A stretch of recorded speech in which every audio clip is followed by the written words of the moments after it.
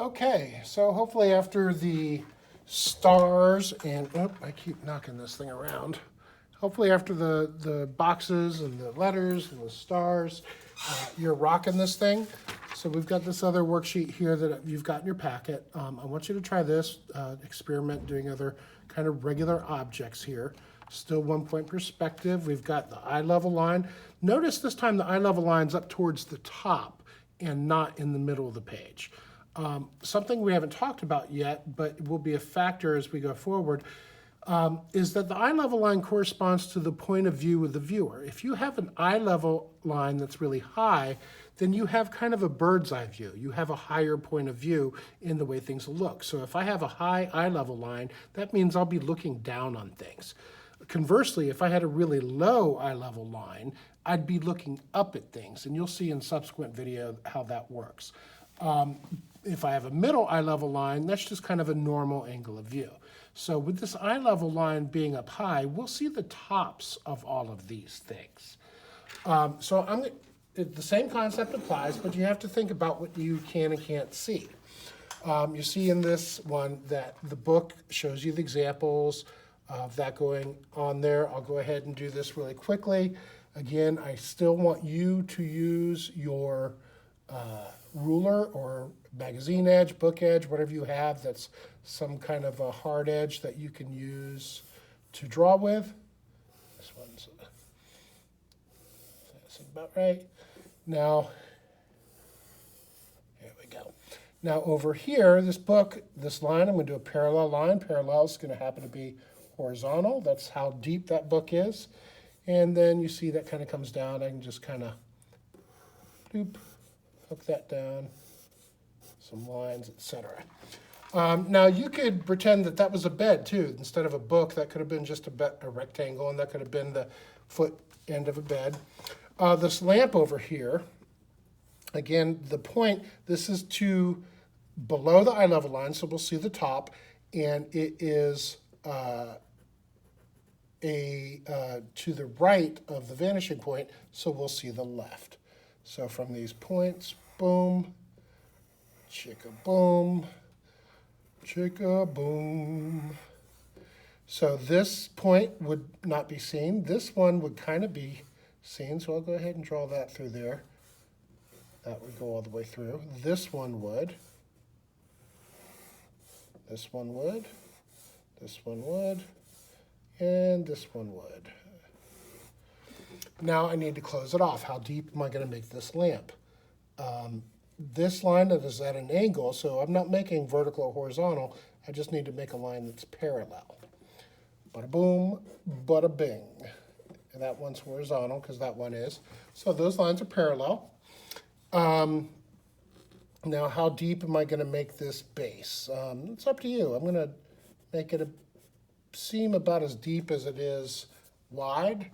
And I'll decide that I'll make it a vertical line there and make it about that. So there we go. Not the most beautiful lamp in the world, but you get the gist of it. If this lamp had not had a kind of almost rectangular or what's the word, trapezoidal maybe, if it had been a circle instead, then I wouldn't have even had to do anything.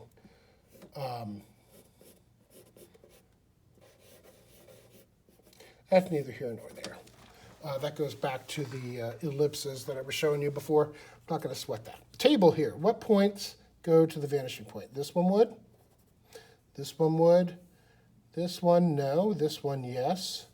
This one's right along the center there, so both of these are kind of right under it, so those wouldn't really need to do anything.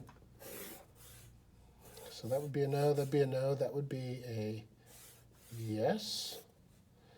So decide how deep I want to make that. Oh, that's not a good horizontal line. So there's a horizontal, here's a vertical, both of them parallel to those original lines. If I wanted, I could try to extrapolate this other table leg out here.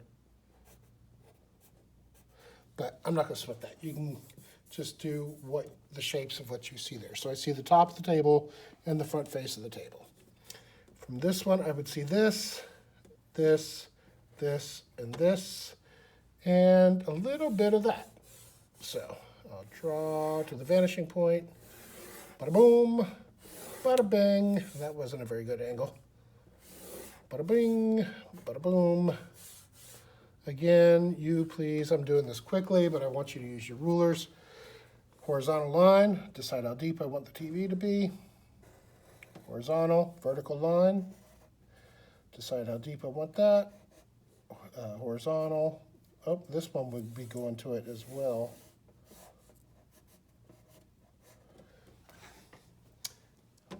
Little teeny line on the edge there.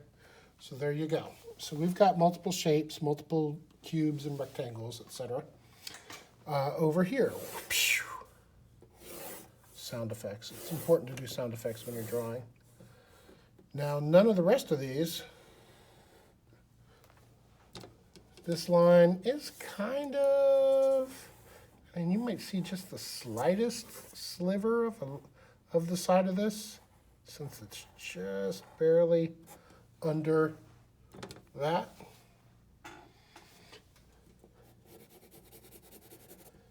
Bada boom, bada bing.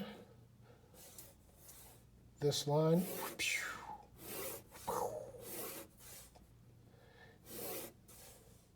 This one I'd see. Again, horizontal, vertical. Oh, I need a converging line here as well.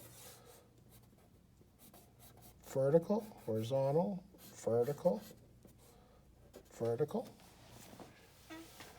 Over here, any place you got to change the direction, a different plane.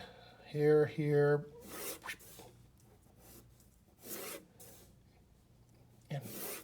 And if you start getting confused by your own lines, you can erase them to be dotted.